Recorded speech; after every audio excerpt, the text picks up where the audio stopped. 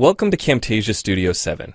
If you're new to Camtasia Studio and you want to get started quickly, you're in the right place.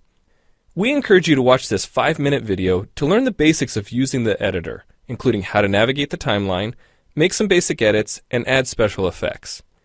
The preview window is where you see the video during playback. The playback controls are located under the preview window. In fact, the video you're watching in the preview window is a sample project playing directly from the timeline you see below. After you watch this video, we hope you take some time to practice what you've learned using the content on the timeline. So let's start with the timeline. This is where you assemble and edit your videos.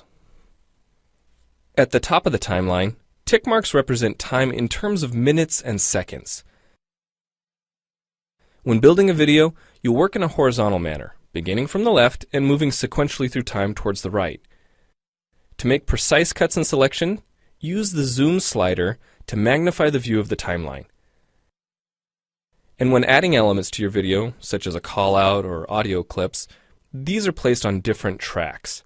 Tracks are created automatically, when you need them, when elements are added to the timeline. So depending on your video, you may be working with several tracks at one time.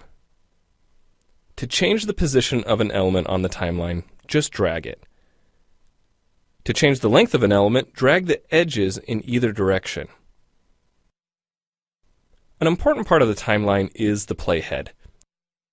The playhead moves the timeline and indicates the current frame displayed in the preview window. To view your video, click play in the preview window. Notice how the video and the timeline's playhead stay in sync? Click anywhere on the timeline and the playhead moves to that point.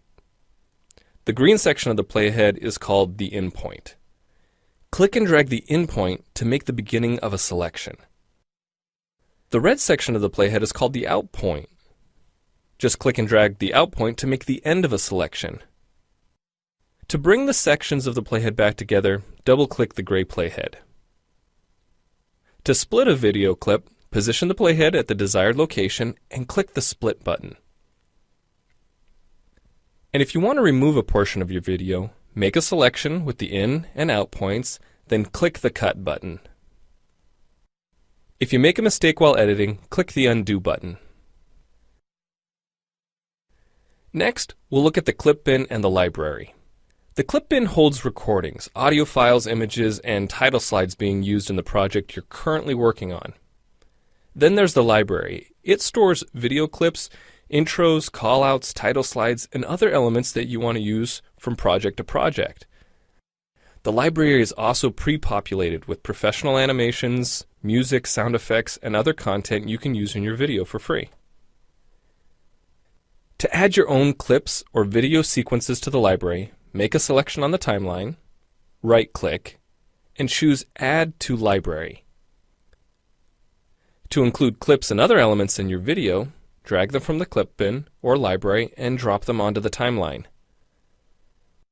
The tabs located above the timeline are task pages used for adding and editing special effects.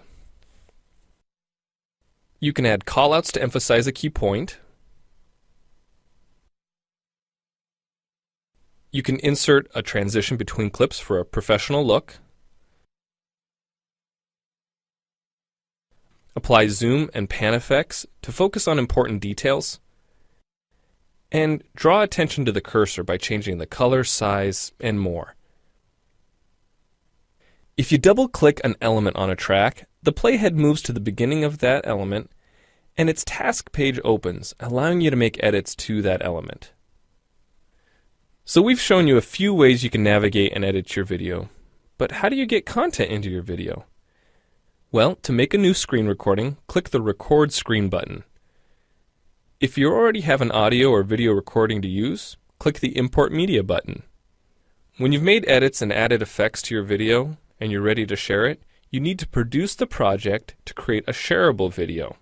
Click the Produce and Share button, step through the wizard, and Camtasia Studio creates a viewer-friendly, shareable MP4 file ready to upload to screencast.com, your blog, or a website.